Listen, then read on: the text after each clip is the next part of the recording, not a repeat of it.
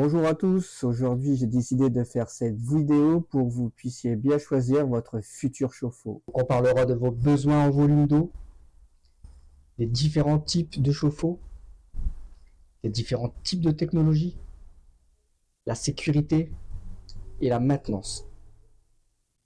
Alors avant de démarrer ce tuto par la présentation du chauffe-eau et de son fonctionnement, vous pouvez dès à présent vous abonner à ma chaîne, activer la petite cloche pour me suivre et être averti de nouveaux contenus.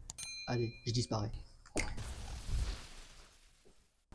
Je vais vous présenter donc le chauffe-eau et ainsi que son fonctionnement. Donc un chauffe-eau c'est quoi? C'est une cuve de réserve d'eau chaude par accumulation. Cette cuve est donc protégée par une mousse polyuréthane pour ainsi préserver l'eau chaude durant toute la journée. Donc cette cuve va donc chauffer une fois par jour. Donc généralement pendant vos heures creuses, c'est ce qu'il y a de mieux.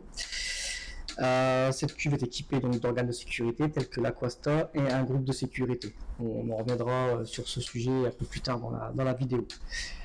Tout de suite, je vais vous présenter un peu les différents éléments qui composent le chauffe-eau.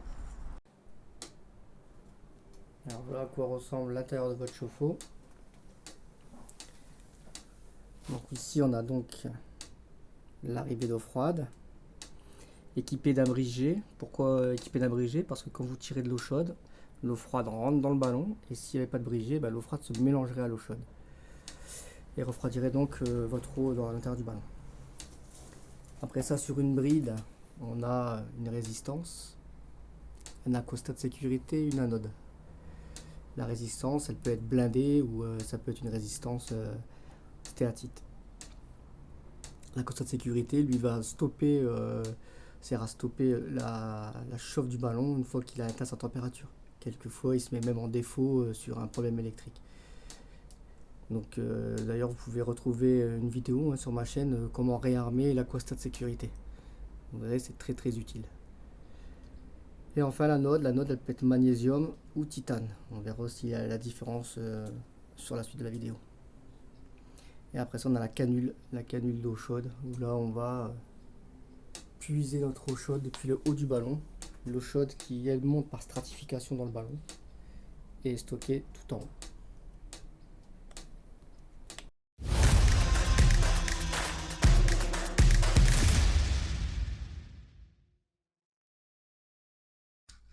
Donc en moyenne, ils font 50 litres d'eau par jour et par personne, peu importe si vous avez des enfants ou pas. Entre les bains, les douches, la petite vaisselle, le nettoyage de la maison, il faut un minimum de volume d'eau chaude.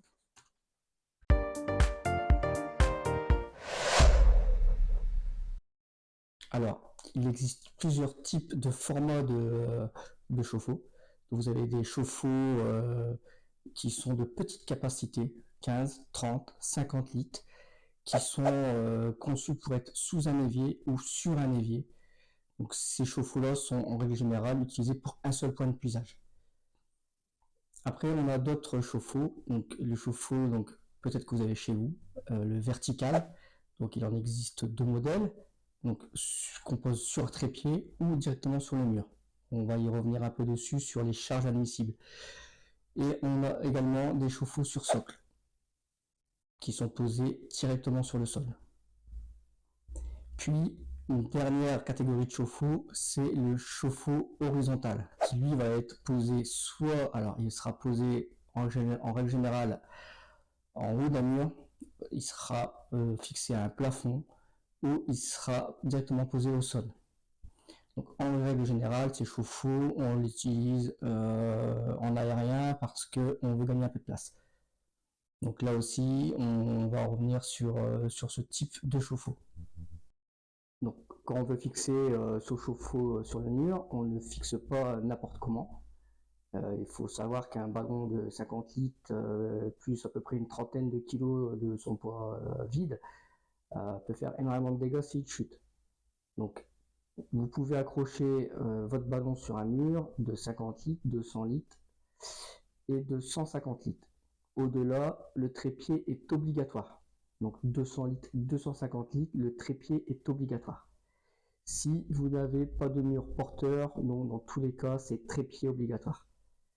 Pour fixer votre chauffe-eau, il vous faut donc un mur porteur ou assez solide pour soutenir le poids du chauffe-eau. Donc si vous avez un mur en voile béton, si vous avez un mur en parpaing, en brique creuse, vous devez utiliser les chevilles adéquates. Donc pour de la brique creuse et pour du parpaing, c'est de la cheville chimique. Donc on ne fait pas n'importe quoi lors de l'accroche d'un chauffe-eau. Pour le chauffe-eau horizontal, c'est exactement la même chose. Donc on le fixe, mais on le fixe sur un mur qui puisse porter son poids. Donc vous n'aurez pas ce problème avec un chauffe-eau sur socle qui lui sera directement posé au sol. Alors le chauffe-eau que vous devez choisir, c'est le chauffe-eau que vous avez actuellement chez vous. Parce que forcément, si vous êtes sur un chauffe-eau mural et que vous voulez passer sur un chauffe-eau sur socle, automatiquement vous allez devoir créer une modification de votre tuyauterie. Les entrées et sorties ne sont pas à la même position. Après, forcément, si vous avez besoin d'une plus grosse capacité, un plus gros volume d'eau, parce que votre famille s'est agrandie, là, il va falloir donc passer sur un chauffe-eau de 300 litres sur socle et donc automatiquement faire une modification.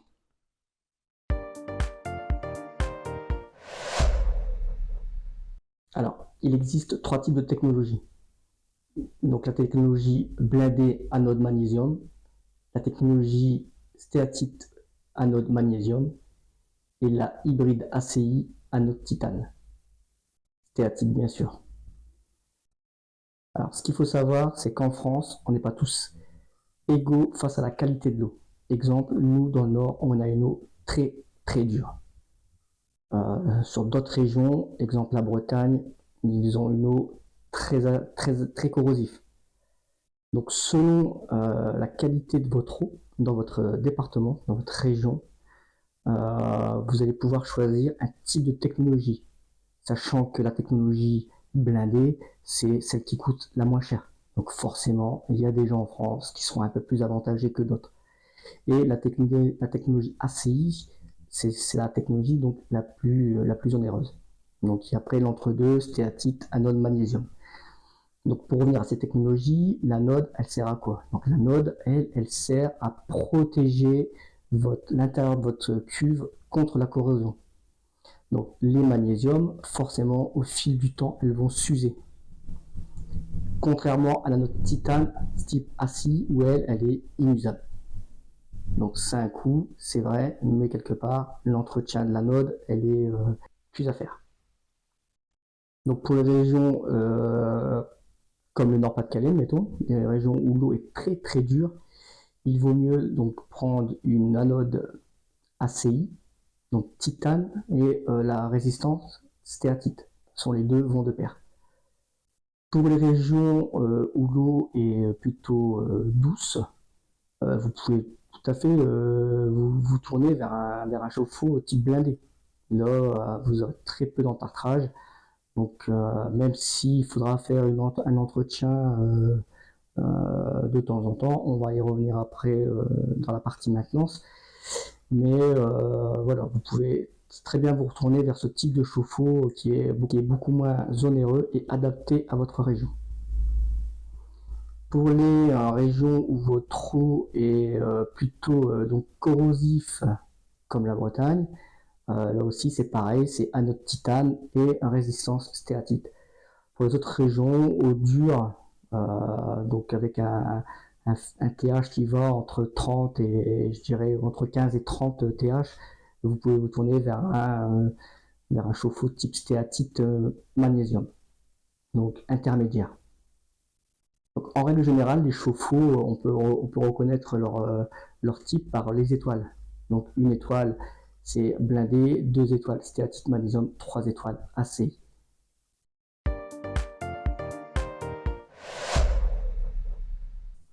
Concernant la sécurité, il est obligatoire de monter sur un chauffe-eau un groupe de sécurité taré à 7 barres. Donc, si vous devez changer de chauffe-eau, vous changez également de groupe de sécurité. On ne prend pas l'ancien pour remonter sur le nouveau. Après ça, ce qu'il faut savoir, c'est que le groupe de sécurité se monte directement sur le chauffe-eau, donc sur l'arrivée d'eau froide, mais il peut être déporté pour une raison technique. Vous ne pouvez pas le mettre sur le ballon parce que la vidange elle est un peu plus loin, donc Donc voilà, vous voulez le déporter, vous pouvez, mais attention, entre le ballon et le groupe de sécurité, il doit y avoir aucun piquage. Le seul piquage autorisé, c'est le vase d'expansion. Et le vase d'expansion, vous pouvez en rajouter un si vous voulez faire des économies d'eau. Car lors de la chauffe, votre ballon va perdre de l'eau.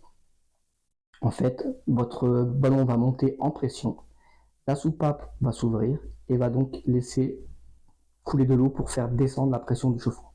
Sans ça, votre ballon éclaterait.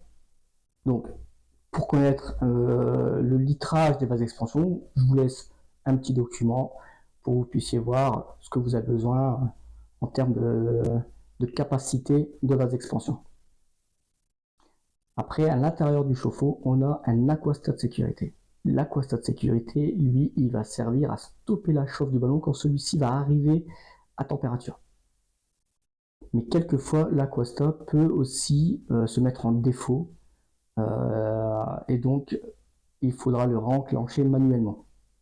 Donc c'est pour ça que je vous ai fait une petite vidéo il y a quelques temps de ça sur comment réarmer la sécurité d'un chauffe-eau.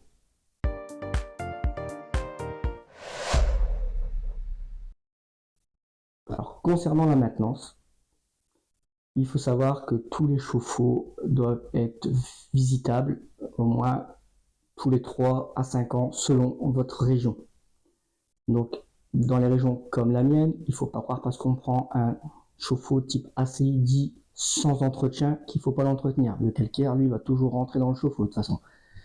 Donc il faut donc démonter cette bride. Donc avant toute intervention sur le chauffe-eau, on coupe le courant.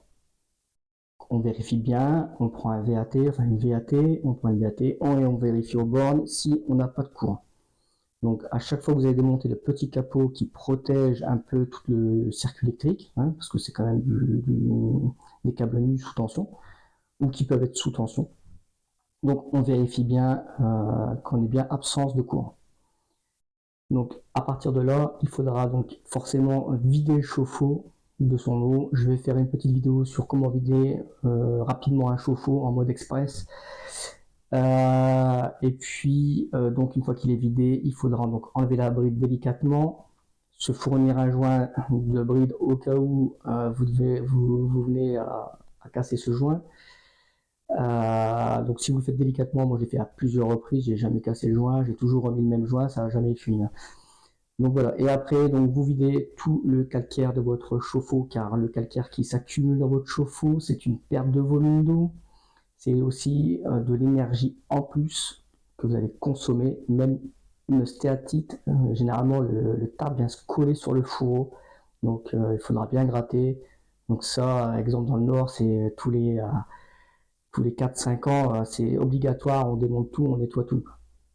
Donc dans les régions où ils ont la chance d'avoir une eau super douce, et ben eux, l'entretien, limite, ça se tient juste à l'anode.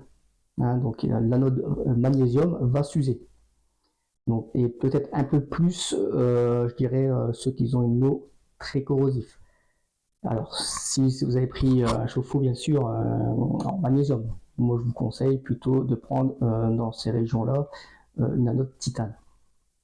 Alors ce qui est aussi important à vérifier dans la maintenance, c'est également la température de votre eau.